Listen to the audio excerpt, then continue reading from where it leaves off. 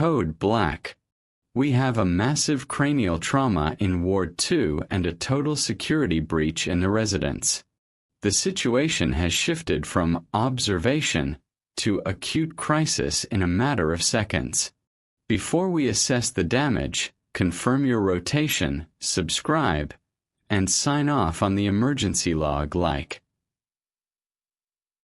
I'm also checking the trauma stations in the comments. Where are my fellow residents reporting from as we hit the breaking point? We are opening Chapter 21.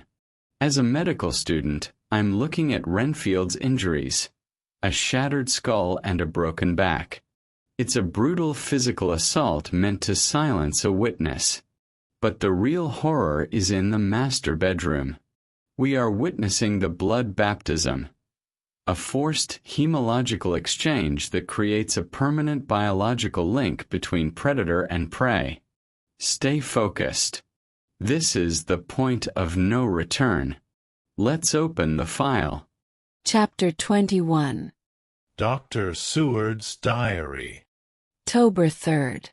Let me put down with exactness all that happened, as well as I can remember it.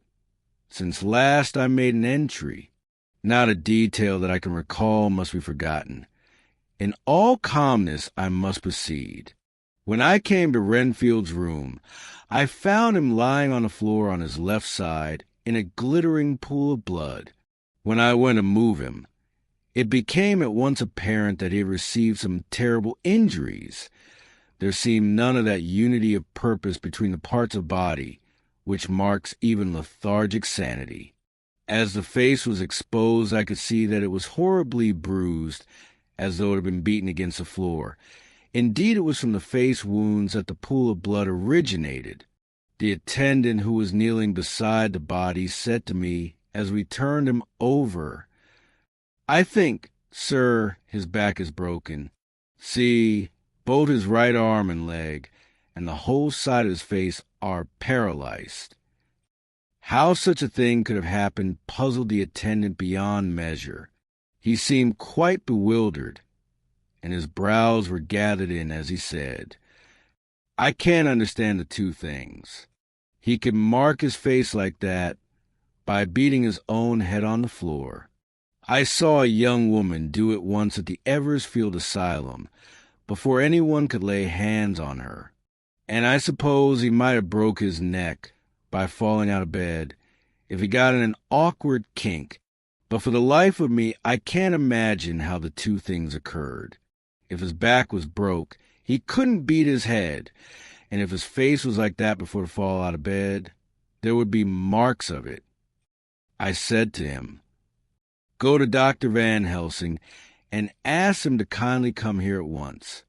I want him without an instant's delay."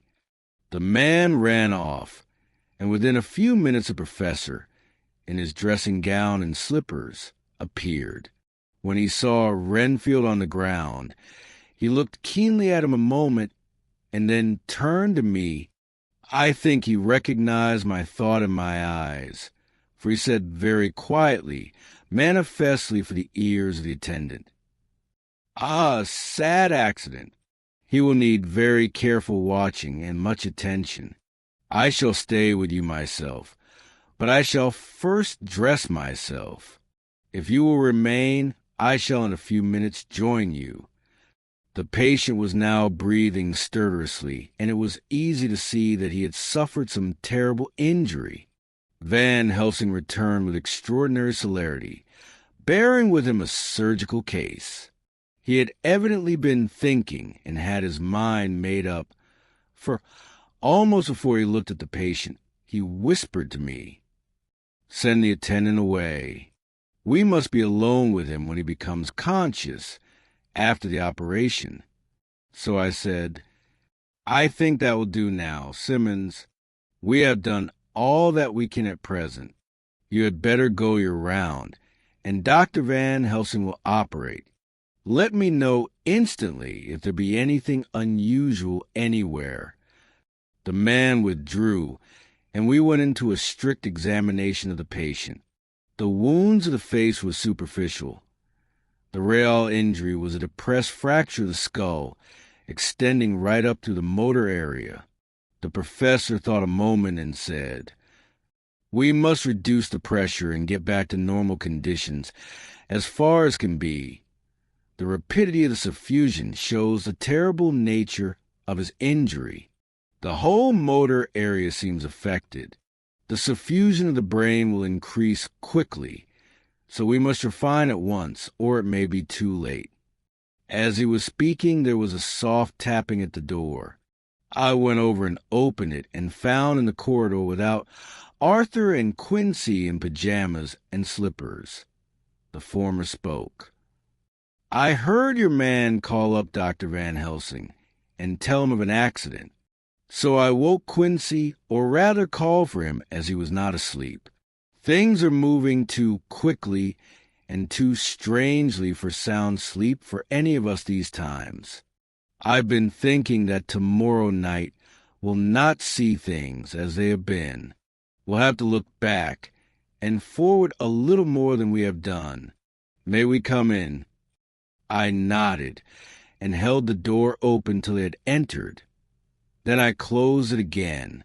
When Quincy saw the attitude and state of the patient, and noted the horrible pool on the floor, he said softly, "My God, what has happened to him? Poor devil."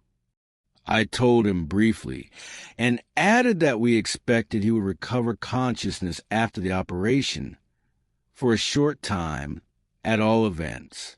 He went at once and sat down on the edge of the bed, with Godalming beside him. We all watched in patience. "We shall wait," said Van Helsing, "just long enough to fix the best spot for Trephining, so that we may most quickly and perfectly remove the blood clot, for it is evident that the hemorrhage is increasing." The minutes during which we waited passed with fearful slowness. I had a horrible sinking in my heart, and from Van Helsing's face I gathered that he felt some fear or apprehension as to what was to come. I dreaded the words that Renfield might speak.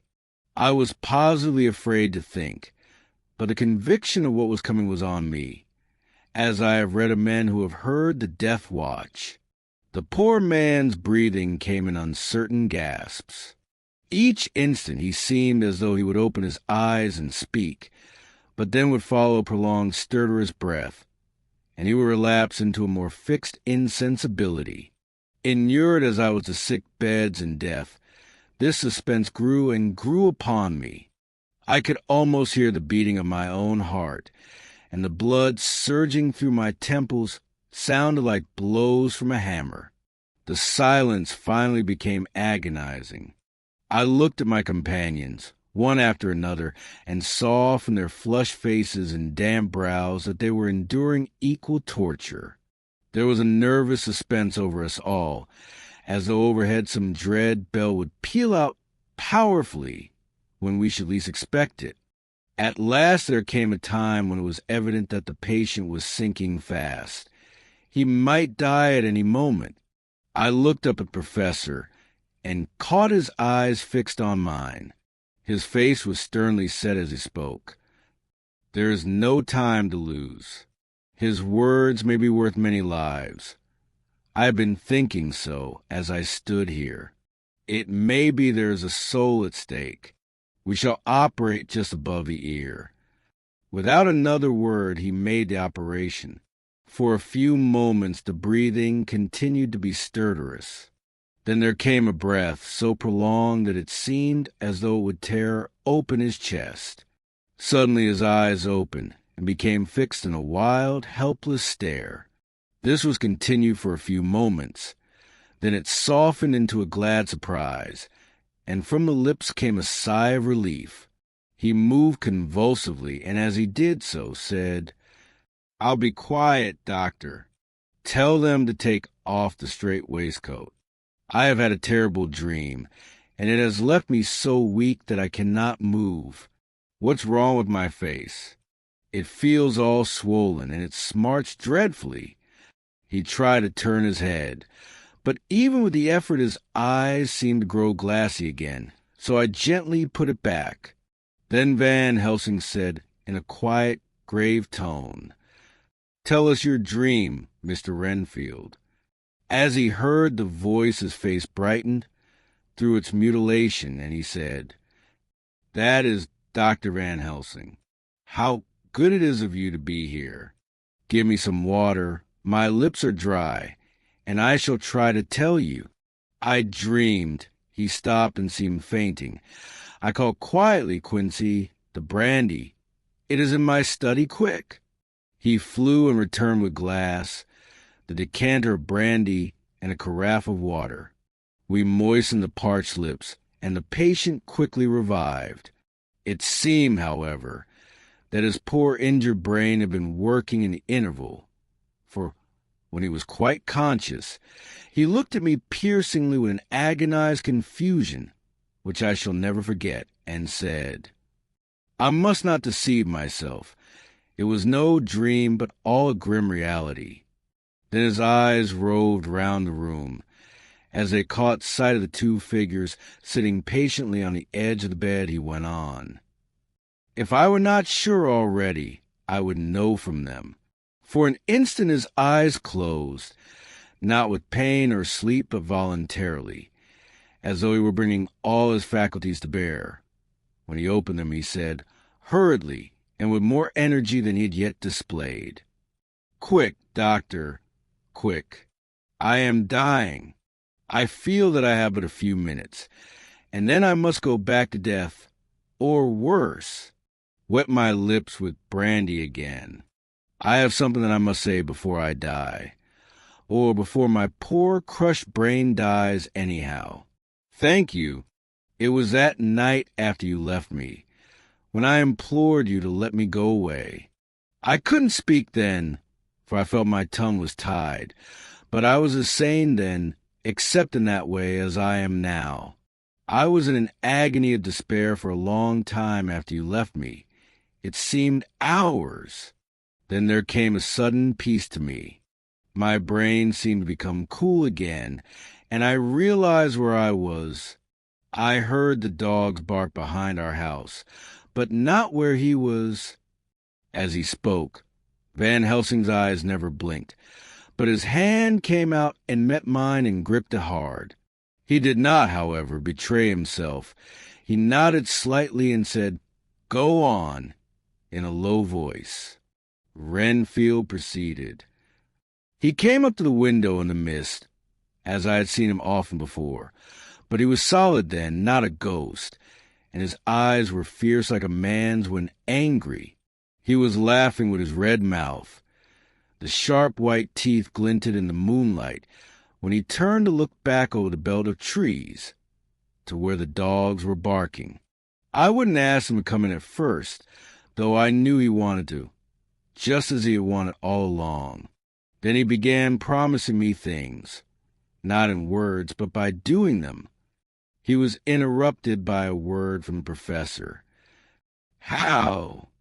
"By making them happen, just as he used to send the flies when the sun was shining. Great big fat ones with steel and sapphire on their wings, and big moths in the night with skull and crossbones on their backs." Van Helsing nodded to him as he whispered to me unconsciously, "The Acherontia aetotropos of the Sphinges, what you call the death's head moth." The patient went on without stopping. Then he began to whisper, "Rats, rats, rats. Hundreds, thousands, millions of them, and everyone alive, and dogs that eat them, and cats too.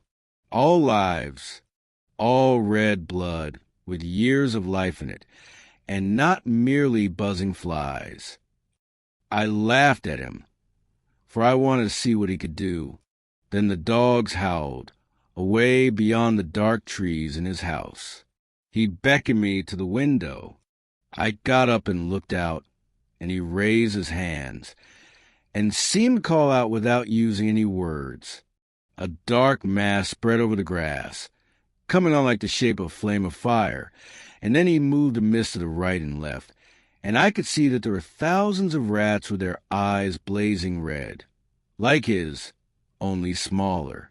He held up his hand, and they all stopped, and I thought he seemed to be saying, "All these lives will I give you, I and many more and greater, through countless ages, if you will fall down and worship me."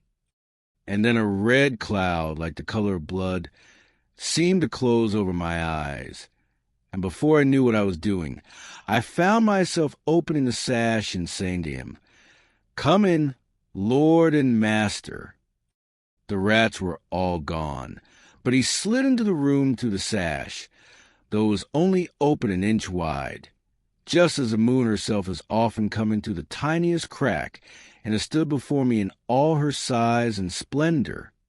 His voice was weaker, so I moistened his lips with the brandy again, and he continued, but it seemed as though his memory had gone on working in the interval, for his story was further advanced. I was about to call him back to the point, but Van Helsing whispered to me, "Let him go on. Do not interrupt him.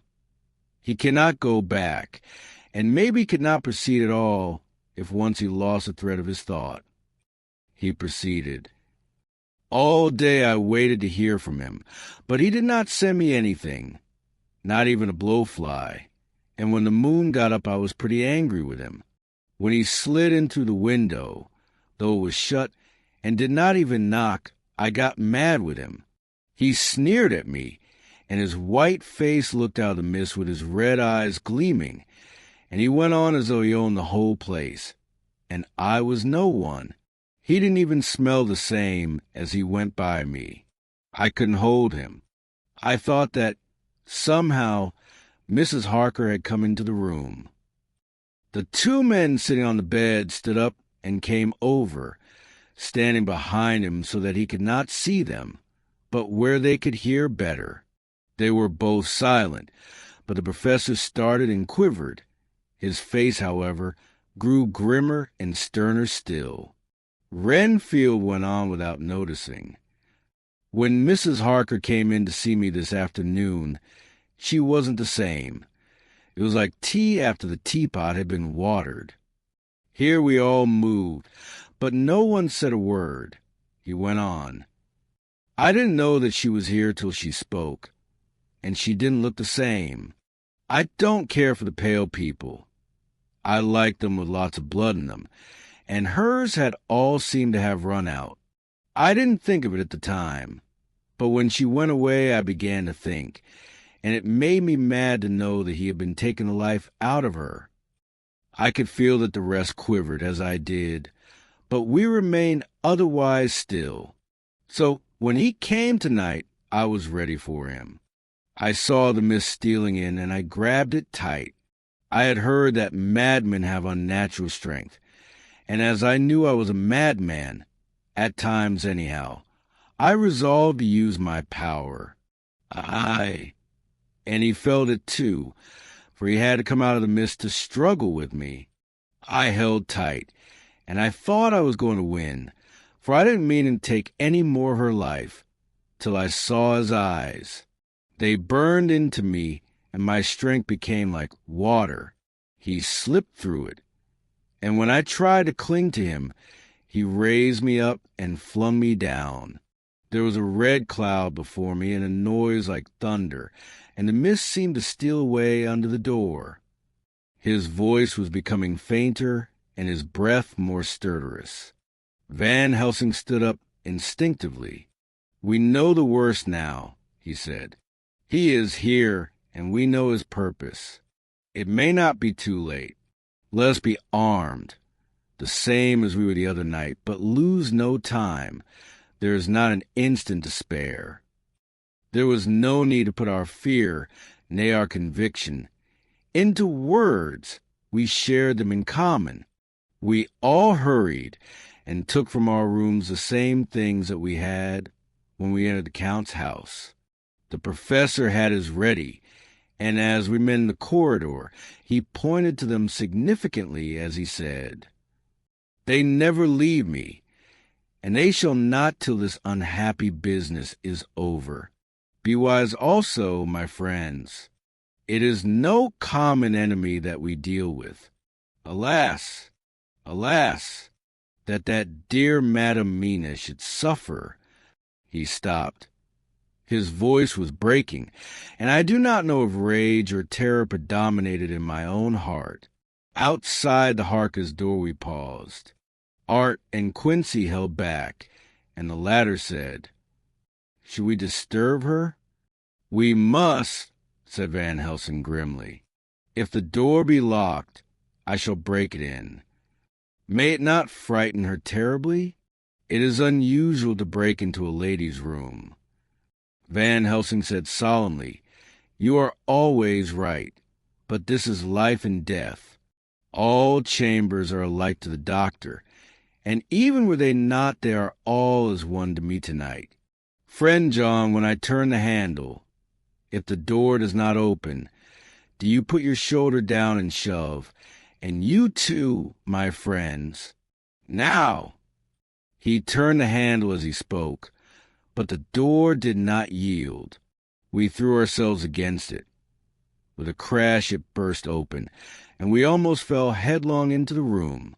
The professor did actually fall, and I saw across him as he gathered himself up from hands and knees. What I saw appalled me. I felt my hair rise like bristles on the back of my neck, and my heart seemed to stand still. The moonlight was so bright that through the thick yellow blind of the room was light enough to see. On the bed beside the window lay Jonathan Harker, his face flushed and breathing heavily as though in a stupor. Kneeling on the near edge of the bed, facing outwards, was the white-clad figure of his wife. By her side stood a tall, thin man, clad in black. His face was turned from us, but the instant we saw, we all recognized the Count. In every way, even the scar on his forehead. With his left hand, he held both Mrs. Harker's hands, keeping them away with her arms at full tension. His right hand gripped her by the back of the neck, forcing her face down on his bosom. Her white nightdress was smeared with blood, and a thin stream trickled down the man's bare breast, which was shown by his torn-open dress. The attitude of the two had a terrible resemblance to a child forcing a kitten's nose into a saucer of milk to compel it to drink. As we burst into the room, the Count turned his face, and the hellish look that I had heard described seemed to leap into it. His eyes flamed red with devilish passion. The great nostrils of the white aquiline nose opened wide and quivered at the edge, and the white sharp teeth behind the full lips of the blood-dripping mouth champed together like those of a wild beast. With a wrench, which threw his victim back upon the bed as though hurled from a height, he turned and sprang at us. But by this time the professor had gained his feet, and was holding towards him the envelope which contained the sacred wafer. The Count suddenly stopped, just as poor Lucy had done outside the tomb, and cowered back. Further and further back he cowered, as we, lifting our crucifixes, advanced. The moonlight suddenly failed, as a great black cloud sailed across the sky, and when the gaslight sprang up under Quincy's match, we saw nothing but a faint vapor. This, as we looked, trailed under the door, which with the recoil from its bursting open, had swung back to its old position. Van Helsing, Art, and I moved forward to Mrs. Harker, who by this time had drawn her breath, and with it had given a scream so wild, so ear-piercing, so despairing that it seems to me now that it will ring in my ears till my dying day. For a few seconds she lay in her helpless attitude and disarray. Her face was ghastly, with a pallor which was accentuated by the blood which smeared her lips and cheeks and chin. From her throat trickled a thin stream of blood. Her eyes were mad with terror. Then she put before her face her poor crushed hands, which bore on their whiteness the red mark of the Count's terrible grip, and from behind them came a low, desolate wail, which made the terrible scream seem only the quick expression of an endless grief. Van Helsing stepped forward and drew the coverlet gently over her body, whilst Art, after looking at her face for an instant despairingly, ran out of the room. Van Helsing whispered to me, "Jonathan is in a stupor such as we know the vampire can produce. We can do nothing with poor Madam Mina for a few moments till she recovers herself. I must wake him." He dipped the end of a towel in cold water, and with it began to flick him on the face. His wife all the while holding her face between her hands and sobbing in a way that was heartbreaking to hear. I raised the blind and looked out the window. There was much moonshine, and as I looked I could see Quincy Morris run across the lawn and hide himself in the shadow of a great yew tree. It puzzled me to think why he was doing this, but at the instant I heard Harker's quick exclamation as he woke to partial consciousness and turned to the bed. On his face, as there might well be, was a look of wild amazement. He seemed dazed for a few seconds, and then full consciousness seemed to burst upon him all at once, and he started up. His wife was aroused by the quick movement, and turned to him with her arms stretched out, as though to embrace him. Instantly, however, she drew them in again, and putting her elbows together, held her hands before her face, and shuddered till the bed beneath her shook. "In God's name, what does this mean?" Harker cried out. "Dr. Seward, Dr. Van Helsing, what is it? What has happened? What is wrong? Mina, dear, what is it? What does that blood mean? My God, has it come to this?" And, raising himself to his knees, he beat his hands wildly together. "Good God, help us! Help her!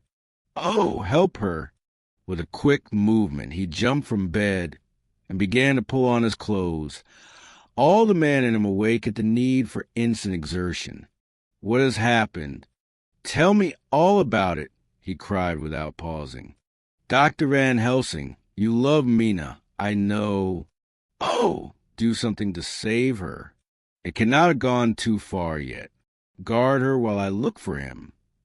His wife, through her terror and horror and distress, saw some sure danger to him.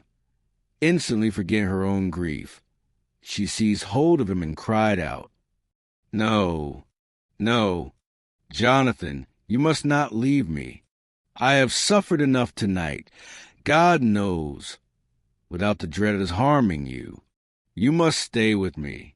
Stay with these friends who will watch over you."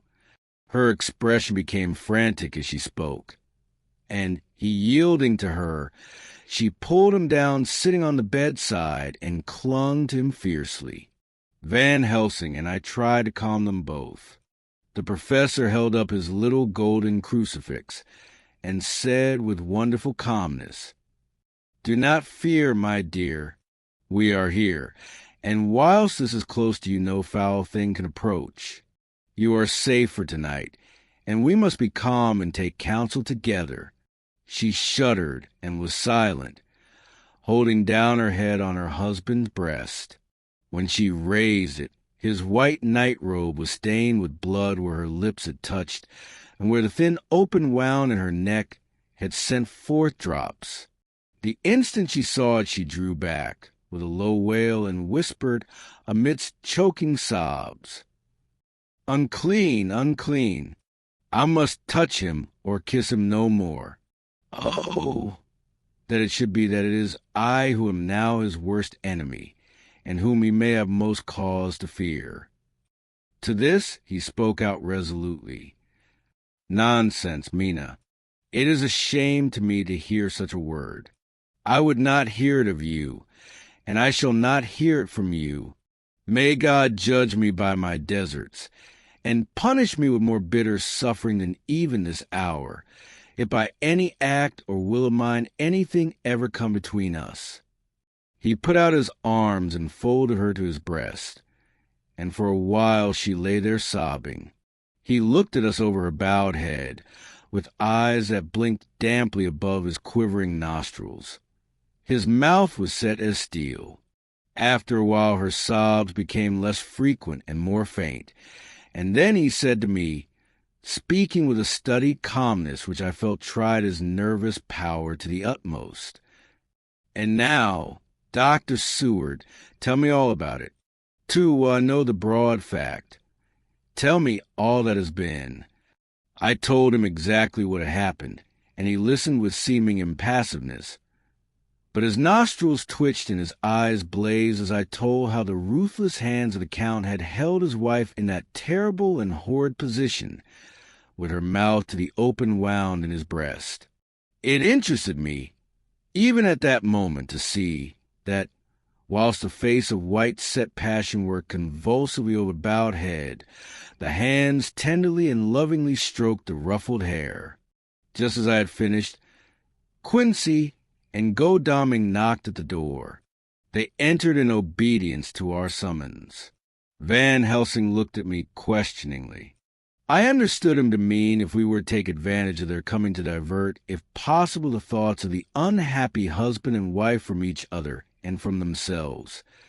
So, on nodding acquiescence to him, he asked them what they had seen or done, to which Lord Godalming answered, "I could not see him anywhere in the passage, or in any of our rooms. I looked in the study, but, though he had been there, he had gone. He had, however—" He stopped suddenly, looking at the poor drooping figure on the bed. Van Helsing said gravely, "Go on, friend Arthur. We want here no more concealments. Our hope now is in knowing all. Tell freely." So Art went on. He had been there, and though it could only have been for a few seconds, he made rare hay of the place.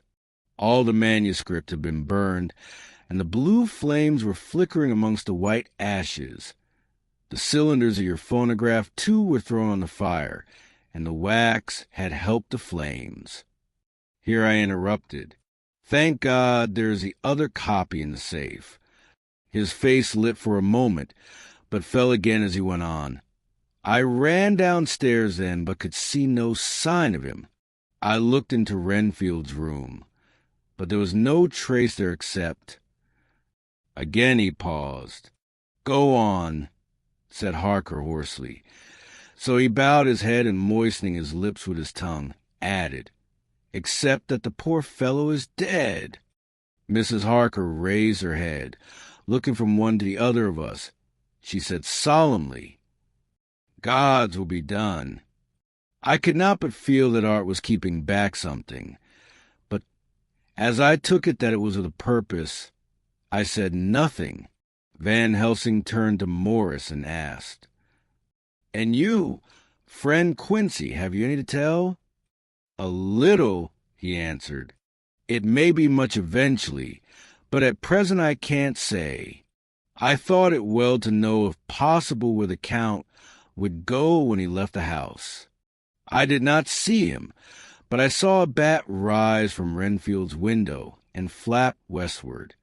I expected to see him in some shape go back to Carfax, but he evidently sought some other lair. He will not be back tonight, for the sky is reddening in the east and the dawn is close. We must work tomorrow." He said the latter words through his shut teeth. For a space of perhaps a couple of minutes there was silence, and I could fancy that I could hear the sound of our hearts beating. Then Van Helsing said, placing his hand very tenderly on Mrs. Harker's head, "And now, Madam Mina, poor dear Madam Mina, tell us exactly what happened. God knows that I do not want that you be pained, but it is need that we know all, for now more than ever has all work to be done quick and sharp and in deadly earnest. The day is close to us that must end all, if it may be so, and now is the chance that we may live and learn." The poor, dear lady shivered, and I could see the tension of her nerves as she clasped her husband closer to her and bent her head lower and lower still on his breast. Then she raised her head proudly, and held out one hand to Van Helsing, who took it in his, and, after stooping and kissing it reverently, held it fast. The other hand was locked in that of her husband, who held his other arm thrown round her protectingly. After a pause in which she was evidently ordering her thoughts, she began. I took the sleeping draught which you had so kindly given me, but for a long time it did not act. I seemed to become more wakeful, and myriads of horrible fancies began to crowd in upon my mind, all of them connected with death and vampires, with blood and pain and trouble. Her husband involuntarily groaned as she turned to him and said lovingly, "Do not fret, dear. You must be brave and strong, and help me through the horrible task. If you only knew what an effort it is to me to tell of this fearful thing at all, you would understand how much I need your help." Well, I saw I must try to help the medicine to its work with my will, if it was to do me any good. So I resolutely set myself to sleep. Sure enough, sleep must soon have come to me, for I remember no more. Jonathan coming in had not waked me, for he lay by my side when next I remember.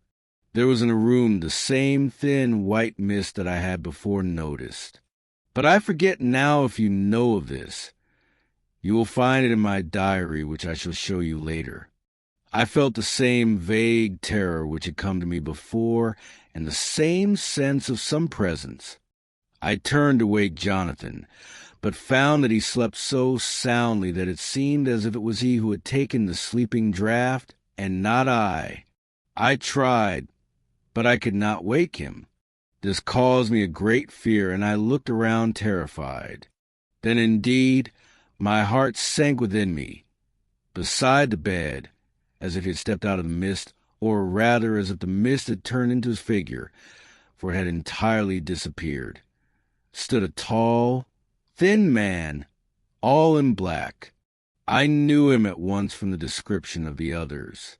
The waxen face, the high aquiline nose, on which the light fell in a thin white line, the parted red lips, with the sharp white teeth showing between, and the red eyes that I had seemed to see in the sunset on the windows of St. Mary's Church at Whitby. I knew, too, the red scar on his forehead where Jonathan had struck him. For an instant my heart stood still, and I would have screamed out, only that I was paralyzed. In the pause he spoke in a sort of keen, cutting whisper, pointing as he spoke to Jonathan. "Silence! If you make a sound, I shall take him and dash his brains out before your very eyes." I was appalled and was too bewildered to do or say anything. With a mocking smile, he placed one hand upon my shoulder and, holding me tight, bared my throat with the other, saying as he did so, "First, a little refreshment to reward my exertions. You may as well be quiet. It is not the first time or the second that your veins have appeased my thirst." I was bewildered, and, strangely enough, I did not want to hinder him. I suppose it is a part of the horrible curse that such is when his touch is on his victim. And, oh, my God, pity me. He placed his reeking lips upon my throat. Her husband groaned again. She clasped his hand harder and looked at him pityingly, as if he were the injured one, and went on. I felt my strength fading away, and I was in a half-swoon. How long this horrible thing lasted I know not, but it seemed that a long time must have passed before he took his foul, awful, sneering mouth away. I saw it drip with the fresh blood. The remembrance seemed for a while to overpower her, and she drooped and would have sunk down but for her husband's sustaining arm. With a great effort she recovered herself and went on. Then he spoke to me mockingly. "And so you, like the others, would play your brains against mine. You would help these men to hunt me and frustrate me in my designs. You know now, and they know in part already, and will know in full before long, what it is to cross my path. They should have kept their energies for use closer to home, whilst they played wits against me who commanded nations, and intrigued for them and fought for them hundreds of years before they were born. I was countermining them, and you, their best beloved one, are now to me flesh of my flesh, blood of my blood, kin of my kin, my bountiful winepress for a while, and shall be later on my companion and my helper. You shall be avenged in turn, for not one of them but shall minister to your needs. But as yet you are to be punished for what you have done. You have aided in thwarting me. Now you shall come to my call. When my brain says come, to you, you shall cross land or sea to do my bidding, and to that end this. With that he pulled open his shirt, and with his long, sharp nails opened a vein in his breast. When the blood began to spur out, he took my hands in one of his, holding them tight, and with the other seized my neck and pressed my mouth to the wound, so that I must either suffocate or swallow some of the, oh, my God, what have I done? What have I done to deserve such a fate? I who have tried to walk in meekness and righteousness all my days. God, pity me. Look down on a poor soul in worse than mortal peril, and in mercy pity those to whom she is dear. Then she began to rub her lips as though to cleanse them from pollution. As she was telling her terrible story, the eastern sky began to quicken, and everything became more and more clear. Harker was still and quiet, but over his face, as the awful narrative went on, came a gray look which deepened and deepened in the morning light, till when the first red streak of the coming dawn shot up, the flesh stood darkly out against the whitening hair. We have arranged that one of us is to stay within call of the unhappy pair, till we can meet together and arrange about taking action. Of this I am sure. The sun rises today on no more miserable house in all the great round of its daily course.